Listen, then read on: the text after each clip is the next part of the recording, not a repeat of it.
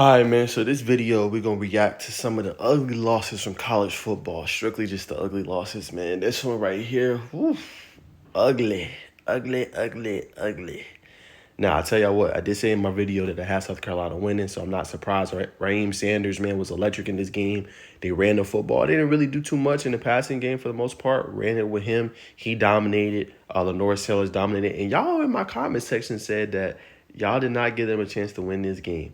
Right? Y'all said Lenore Sanders was not ready. I tried to tell y'all, man. It's not too much he had to do, man. Look, Texas A&M is a great program. Let's go ahead and get that out of the way. Right? But it's tough to ask a program to go on the road in a hostile environment in Williams-Brice Stadium in the SEC after you had such an emotional win against LSU. Your starting quarterback goes out, right, gets benched. Your redshirt freshman comes in, Marcel Reed, had a great performance. Let's just be honest, had a great performance. But he showed you those signs. You've seen that kind of the up and down. And that's what you're going to get out of a young quarterback. That's just what it is. And we've seen that in this game. He had some good throws. He had some bad throws. He had some good decisions. He had some bad decisions. So them losing, I'm not too surprised. Like I said, I try to tell y'all, you know what I'm saying? And I still think Texas A&M is a good team. They're going to be just fine. Still got Nick Score, still got Le'Veon Moss. You're going to figure it out. You know what I'm saying? But that's just a tough spot to be in. Big win also for South Carolina in terms of just building the program, moving into the right direction, right? Trying to get recruits in. Signing day only less than a month away, or actually a month away from now. That's the kind of win you need. And that's the kind of win you can go and say, hey, this is what our program can do. Hey, come be a part of something special. Come be part of building something special. Big win for South Carolina and obviously Gamecock country. Next one, oof, Lord, this was ugly.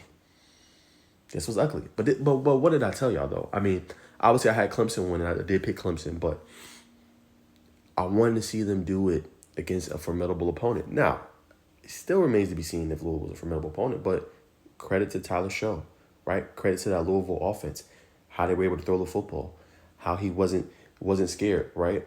Putting his body on the line, somersaulting over the defender. It was an ugly loss offensively, right? And this is what I told y'all about Clemson, and this is why the jury is still out on Cade Klubnik. Now, you were at home. You're supposed to win this game. You're favored to win this game. My concern was in the big games when you're playing a better team, what would you do? Now, again, I don't know the level to what a Louisville is, but for Clemson, this is supposed to be a game you win.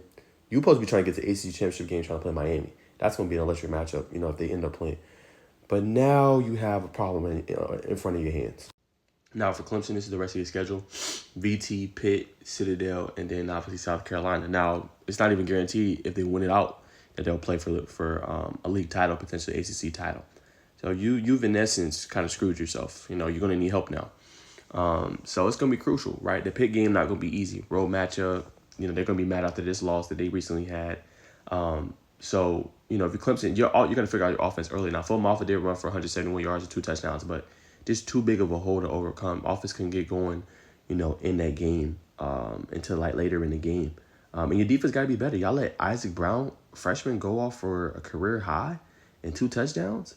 That ain't going to cut it, man. So defense got to be better. Ugly loss for Clemson and their hopes for an ACC title. This was another ugly loss.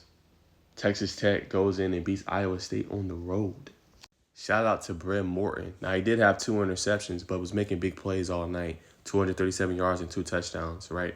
Also ran the ball really good. When you look at Taj Brooks, 122 yards on the ground and a touchdown, right? And that was the key. This was a back and forth affair. This is a great game between, I thought, 2 pretty good opponents. And then you clinch bowl eligibility if you're Texas Tech. And you played a really good team in Iowa State, But I thought they did a good job battling, competing. Went on that long drive at the end of the game, clinching it with 19 seconds left. Nice touchdown.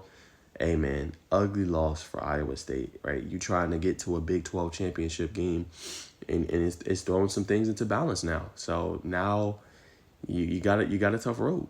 All right, then the other matchup that was ugly as well, right? This one right here, Kansas State at Houston. I thought Kansas State had it, right? They were trailing 10-9 early. They go up right before the half. You feeling good. You got some momentum. You know what I'm saying? But credit to Houston for continuing to battle and make that game tough, man. Coming out with a win, upset win at home, storming the field. Excellent, excellent, excellent game for the Cougars. Big win for them. So another ugly loss, to say the least. This was another ugly one right here. Now, I had SMU obviously winning, but they ran roughshod over them boys, man. Like, they went up. It was like 7-3, and then they went on like a 24/7 run. Like they just had no, and they was running the rock. Like it wasn't even like throwing the ball. Like this was some old fashioned like, yo, we finna hit you over the head with this running game type beat. And they did that. Like you gotta give SMU credit. Like look at these touchdown runs. Like y'all look at this, man. Look at Brashard Smith 71-yard touchdown run, right? Matthew Hibner 80-yard touchdown pass from Kevin Jennings. Brashard Smith 18-yard touchdown run. Like they had no answers. LJ Johnson 2-yard run. Like they had no answers for the running game. And I was shocked because Pittsburgh, they put it on Syracuse last week, but they didn't have any answers for the running game. Then when the running game started, Kevin Jennings was killing them with the pass. He's having a great year, 1,900 yards passing. So when you look at SMU's schedule, Boston College, Virginia, Cal, I don't see them getting another loss.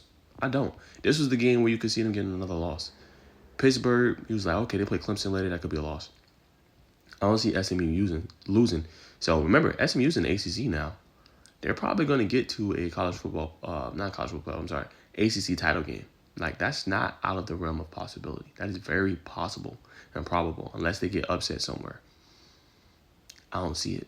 All right, more ugly losses, right? So we talked about this one. We talked about Clemson. We talked about Iowa State. We already talked about that one. The Ohio State game was pretty good. Like I said, I talked about that one, deep dive. Y'all go watch my last video when I talked about Ohio State, Penn State. The last ugly loss was for Illinois, losing at home to Minnesota, right? Quarterback stepping up big. I know y'all told me I need to watch more film, which I'm going to. But another ugly loss, man. So major losses are gonna definitely have a say on college football, man. That's the cool part. Like you can have 1 or 2 losses potentially and still be able to get in, man. The key that everybody got to lock in on is winning your conference championship. That gets you 4 automatic bids. Then from that point, it's up to the committee. You know what I'm saying? It's by decision. You want to go ahead and clinch your stuff and be able to obviously be able to get an automatic bid into the CFP. But the biggest winner of this weekend, in my humble opinion, is the Colorado Buffaloes, right? Because you got multiple Big 12 losses, right? Kansas State, who you lost to, Iowa State. Now you have a path to the Big 12 championship if you win out. But it's not going to be easy. You go on the road this week to face a really good Texas Tech team, and they showed you. Don't matter where they're playing, they can knock off a top team. So they're going to have to be ready. They're going to have to be able to have that prolific offense going, and they're going to have to be able to go in there and get a win. But if you're Colorado, you feel pretty good after this weekend. So we're going to see. It's going to be another great weekend of college football next week. I can't wait. Got an early kickoff with the Tech game I'll be at. And it'll be a lot of fun, man. But major losses, some ugly losses for some teams. It's going to hurt their chances. So I just want to give y'all a full reaction, man. But y'all comment below your thoughts on these losses.